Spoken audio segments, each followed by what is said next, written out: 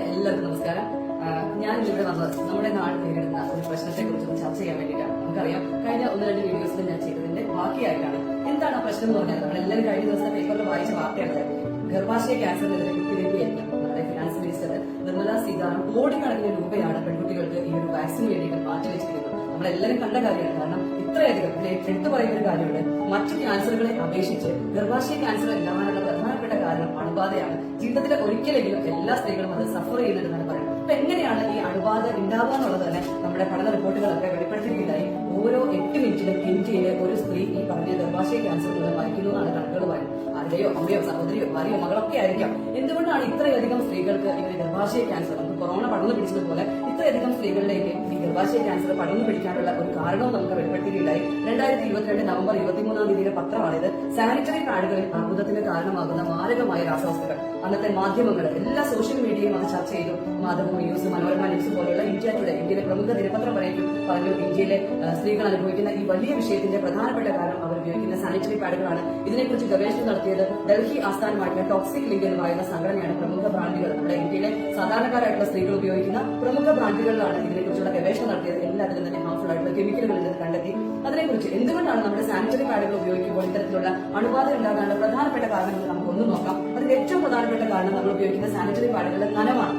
നിങ്ങൾ ചിന്തിച്ചു നോക്കി, നമ്മൾ ഉപയോഗിക്കുന്ന പാഡുകൾ എല്ലാം തന്നെ നമ്മൾ പാക്കറ്റ് പൊട്ടിച്ചു കഴിഞ്ഞാൽ അതുപോലെ തന്നെയാണ്. നമ്മളൊരു ബിസ്ക്കറ്റ് എടുത്ത് ഒരു പാക്കറ്റ് പൊട്ടിച്ച് ആ ബിസ്ക്കറ്റ് കുറച്ച് നേരം കഴിയുമ്പോൾ തന്നെ എന്തായിപ്പോ പഞ്ഞി പോലെ ആയിപ്പോ. എന്താ കാരണം? നമ്മുടെ അന്തരീക്ഷത്തിലെ ഈർപ്പം അത് വലിച്ചെടുക്കണം അല്ലെ. അപ്പൊ നമ്മളൊരു സാനിറ്ററി പാഡ് തന്നെയായാലും അതൊരു അബ്സോർബന്റ് ആയതുകൊണ്ട് തന്നെ നമ്മൾ അന്തരീക്ഷത്തിൽ അത് തുറന്നു വെച്ചാൽ, നിങ്ങൾ ചിന്തിച്ചു നോക്കി, നിങ്ങൾ ഉപയോഗിക്കുന്ന എല്ലാ സാനിറ്ററി പാഡുകളും ഓപ്പൺ ആയാൽ അത് അങ്ങനെ തന്നെയായിരിക്കും ഇരിക്കുക. അതിൽ അന്തരീക്ഷത്തിലെ എല്ലാ ഈർപ്പവും അത് അബ്സോർബ് ചെയ്ത് ഓൾറെഡി ഇൻഫെക്റ്റഡ് ആയിട്ടുള്ള ഒരു സാനിറ്ററി പാഡാണ് നമ്മൾ ഒരു മാസങ്ങൾക്ക് ശേഷം ഉപയോഗിക്കാനായിട്ട് പോകുന്നത്. ഇവിടെ നമുക്ക് കേരള സേഫ് എന്ന് പറഞ്ഞൊരു പാഡാണ് നിങ്ങൾക്ക് ഞാൻ പരിചയപ്പെടുത്തിയത്. ഇതൊരു സിപ്ലോക്ക് കവറാണ്. നമുക്ക് ഉപയോഗശേഷം നമുക്ക് അങ്ങനെ തന്നെ ലോക്ക് ചെയ്ത് സേഫ് ആക്കി വെക്കാം. അതോടൊപ്പം തന്നെ ഒട്ടും തന്നെ ഈർപ്പം നിലനിൽക്കാത്ത ഫോയിൽ പേപ്പറാണ്, ചൂട് തങ്ങി നിൽക്കുന്ന രീതിയിലുള്ള ഫോയിൽ പേപ്പറാണ് ഇതിന് വേണ്ടിയിട്ട് നമ്മൾ യൂസ് ചെയ്തിരിക്കുന്നത്.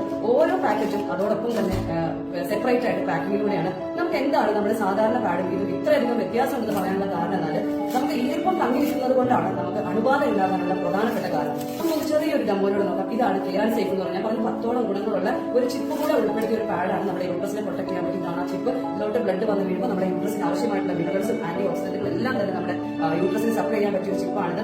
എന്താണ് നമുക്ക് ഇതിന്റെ വ്യത്യാസം എന്ന് നമുക്ക് നോക്കാം. നമ്മുടെ ഒരു കമ്പനിയിലും എതിരായിട്ടൊന്നുമല്ല, നമ്മുടെ നാട്ടിൽ അവൈലബിൾ ആയിട്ടുള്ള ഒരു സാധാരണ പാഡ്, നമ്മുടെ സ്ത്രീകൾ ഉപയോഗിക്കുന്ന ഒരു പാഡ്. കേരള സേഫിനോടൊപ്പം തന്നെ നമുക്കൊന്ന് ഒരു ഡെമോ ചെയ്ത് നോക്കാം.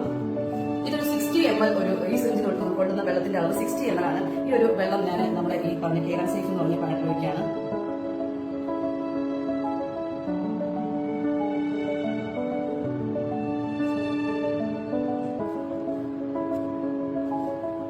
അതോടൊപ്പം തന്നെ ആ സെയിം 60 ml തന്നെ നമ്മൾ ഉപയോഗിക്കുന്ന സാധാരണ സ്ത്രീകൾ ഉപയോഗിക്കുന്ന ഇന്ത്യയിലെ 65% സ്ത്രീകളും ഉപയോഗിക്കുന്ന സാനിറ്ററി നാപ്കിനിലേക്ക് നമ്മൾ അതുപോലെ തന്നെ ഒഴിക്കുകയാണ്. സെയിം അതേ എമൗണ്ട്, അത്ര തന്നെ വെള്ളം. ഇനി നമ്മുടെ വേൾഡ് ഹെൽത്ത് ഓർഗനൈസേഷന്റെ ഒരു റിപ്പോർട്ട് പറയുന്നു. A report from the world health organisation indicates that within 2 hours of a woman putting a traditional pad, about 107 different germs per cubic centimeter develop on the surface area of the pad. അതായത് ഒരു 2 മണിക്കൂർ നമ്മൾ ഈ ഒരു സാധാരണ pad use ചെയ്ത് കഴിഞ്ഞാൽ 1 cubic centimetre, അതായത് ഒരു മുട്ട സൂചിക്ക് നമ്മൾ കുത്തുന്ന ഒരു അത്രയും സ്ഥലത്തിലാണ് 1 ക്യൂബിക് സെന്റിമീറ്റർ എന്ന് പറയുന്നത്. ആ 1 ക്യൂബിക് സെന്റിമീറ്ററിൽ 107 പലതരത്തിലുള്ള രോഗാണുക്കളുണ്ട് 2 മണിക്കൂർ ഉപയോഗിച്ച്. എന്റെ പ്രിയപ്പെട്ട സഹോദരിമാരെ, നിങ്ങൾ ആരാണ് 2 മണിക്കൂറിനൊപ്പം ഈ ഒരു പാഡ് മാറ്റുന്നത്? നിങ്ങളൊന്ന് ചിന്തിച്ചു നോക്കി. ഓരോ 2 മണിക്കൂറിൽ 1 ക്യൂബിക് സെന്റിമീറ്ററിൽ 107 രോഗാണുക്കളാണെങ്കിൽ ഈ ഒരു പാഡിൽ കോടിക്കണക്കിന് രോഗാണുക്കളാണ് ഉണ്ടാവുക. അതിന് കാരണം നിങ്ങൾക്ക് ഇപ്പൊ തന്നെ മനസ്സിലാവും. നിങ്ങളൊന്ന് ചിന്തിച്ചു നോക്കി. ടിഷ്യൂ പേപ്പറാണ്. നമുക്ക് രണ്ട് തമ്മിലുള്ള വ്യത്യാസം ഒന്ന് ആലോചിച്ചു ഒന്ന് ചെയ്ത് നോക്കാം. ഇതാണ് നമ്മൾ ഇന്ന് യൂസ് ചെയ്യുന്ന സാനിറ്ററി പാഡ്. ഇപ്പോഴും നനവ് നമുക്ക് ഫീൽ ചെയ്തുകൊണ്ടിരിക്കും. നനവുള്ളിടത്ത് ഇൻഫെക്ഷൻ ഉണ്ടാവുന്നുള്ള നമുക്ക് എല്ലാവർക്കും അറിയാവുന്ന കാര്യമാണ്. നമ്മൾ സെയിം തന്നെ നമ്മുടെ കേരള സേഫ് എന്ന് പറഞ്ഞ പാഡിനകത്ത് നമ്മൾ വെച്ച് നോക്കുകയാണ്. നമുക്കറിയാം. ഇതാണ് ശരിക്കും അത്ഭുതം എന്ന് പറഞ്ഞു കഴിഞ്ഞാൽ ഇതൊരു വലിയ കാര്യമായിട്ടാണ് ഞാൻ നിങ്ങളെ ഇൻട്രൊഡ്യൂസ് ചെയ്യുന്നത്. കാരണം എന്താണെന്ന് വെച്ച് കഴിഞ്ഞാൽ നമ്മുടെ നാട്ടിൽ ഇത്രയധികം സ്ത്രീകൾക്ക് ഇത്രയധികം കോടിക്കണക്കിന് രോഗാണുക്കൾ ഈ ഒരു പാഡിൽ ഡെവലപ്പ് ചെയ്യുന്നത്. എവിടേക്ക് പോകാൻ അതിന് സ്ഥലമില്ല, നേരെ നമ്മുടെ യൂട്രസിന്റെ അകത്തോട്ടാണ് പോകുന്നത്. അതുകൊണ്ടാണ് ഇത്രയധികം സ്ത്രീകൾക്ക് ഈ ഒരു പ്രശ്നം ഉണ്ടാവാനുള്ള കാരണം. ഇനി ഞാൻ പറയുന്ന കാര്യങ്ങളെല്ലാം ഞാൻ പറഞ്ഞു, ഇത് 100% കോട്ടൺ പാഡാണ്, ഒത്തിരി ഗുണങ്ങളൊക്കെ ഉണ്ടെന്ന് പറഞ്ഞു. അതുകൂടെ നമുക്കൊന്ന് ചെക്ക് ചെയ്ത് നോക്കാം. ഇതിന്റെ ഫസ്റ്റ് ലെയർ എന്ന് പറഞ്ഞാൽ 100% ബ്രീത്തബിൾ കോട്ടൺ ആണ്. എത്ര സെൻസിറ്റീവ് ആയിട്ടുള്ള സ്കിന്നിന് പോലും യാതൊരു തരത്തിലുള്ള ഇച്ചിങ്ങോ ഇറിറ്റേഷനോ ഒന്നും ഉണ്ടാകാത്ത തരത്തിലുള്ള അത്ര സെൻസിറ്റീവ് ആയിട്ടുള്ള 100% കോട്ടൺ കൊണ്ട്, ബ്രീത്തബിൾ കോട്ടൺ കൊണ്ട് ഉപയോഗിച്ച ഫസ്റ്റ് ലെയർ.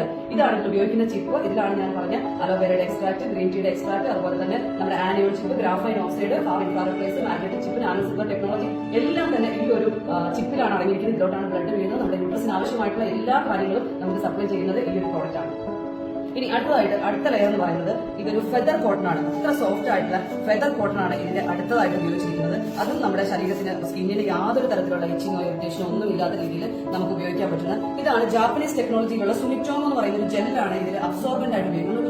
കുഞ്ഞുങ്ങളുടെയൊക്കെ സ്നഗിലൊക്കെ കാണുന്ന ആ ഒരു സാധനം ഒരു സുപ്പീരിയർ ക്വാളിറ്റിയുള്ള സോഡിയം ക്ലോറൈഡ് ബേസ് ആയിട്ടുള്ള ഒരു സുമിറ്റോമോ ജെല്ല്. ഇത് ഓൾറെഡി നമ്മൾ ഒരു 60 ml വെള്ളമാണ് ഇതിനകത്ത് വെച്ചിരിക്കുന്നത്. ഇതൊരു ഗ്ലാസ്സിൽ ഏകദേശം 3/4 ഗ്ലാസ്സോളം വെള്ളമുണ്ട്. നിങ്ങൾക്കറിയാം ഒരു ഗ്ലാസിന്റെ അളവ് 200 ml ആണ്. ഇതിൽ 180 ml വെള്ളമുണ്ട്. അതിലോട്ടേക്ക് നമ്മൾ ഈ ഒരു ജെല്ല് ഇടാണ്.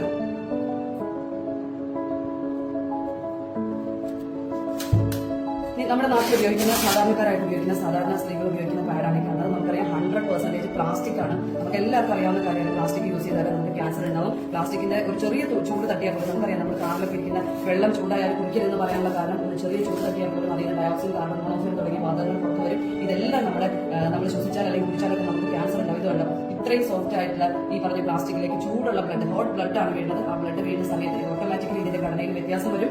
ഡയോക്സിൻ കാർബൺ മോണോക്സൈഡ് വാതകം പുറത്തു വരും. അതും എവിടെയും പോകാൻ നിർത്തിയില്ല, നേരെ നമ്മുടെ യൂട്രസിന്റെ അടുത്തേക്കാണ് പോകുന്നത്. ഇതാണ് ഇതിനകത്ത് ഉപയോഗിച്ചിരിക്കുന്ന അബ്സോർബന്റ് ജെൽ. ഇതും വേണമെങ്കിൽ നമുക്ക് ഇതിനകത്തേക്ക് ഒഴിക്കാം. നിങ്ങളൊന്ന് ചിന്തിച്ചു, നമ്മുടെ നാട്ടിലെ ഒരു ടിഷ്യൂ പേപ്പർ, ഈ 2-3 ടിഷ്യൂ പേപ്പർ മടക്കി വെച്ച് അതിന്റെ മുകളിൽ പ്ലാസ്റ്റിക് കവർ ഇട്ട് തന്നിട്ടാണ് നമ്മൾ ഇത്രയധികം രോഗങ്ങൾ നമ്മൾ വായിക്കൂട്ടാനായിട്ട്. നമ്മുടെ വീട്ടിലെ അമ്മയും പെങ്ങളും മകളും ഭാര്യയും എല്ലാം ഇത്രയധികം രോഗങ്ങളിലേക്ക് മാറാനുള്ള ഒരു പ്രധാന കാരണം ഇതൊന്നും നിങ്ങൾക്ക് ചിന്തിച്ചു നോക്കി അറിയുന്നുണ്ട്. ഒരു തരി പോലും വെള്ളത്തിന്റെ ആവശ്യമില്ല, ഒരു തുള്ളി പോലും വെള്ളത്തിന്റെ ആവശ്യമില്ല. 250 ml ആണ് ഇതിന്റെ അബ്സോർപ്ഷൻ കപ്പാസിറ്റി. അതായത് ഒരു ദിവസം എത്ര സേഫ് ആയിട്ട് നമുക്ക് ഉപയോഗിക്കാവുന്ന രീതിയിലുള്ള പാഡാണ്. അപ്പൊ എല്ലാവരും എന്റെ പ്രിയപ്പെട്ട സഹോദരിമാരെ, നിങ്ങളെല്ലാവരും നിങ്ങളുടെ ജീവന്റെ വിലയാണ് ഈ പറയുന്ന ഹെയർ ആൻഡ് സേഫ് എന്ന് പറയുന്ന പ്രോഡക്റ്റ്. നിങ്ങളെല്ലാവരും തന്നെ ജീവിതത്തിൽ 1 ടൈമെങ്കിലും ഇത് യൂസ് ചെയ്ത് നോക്കിയാൽ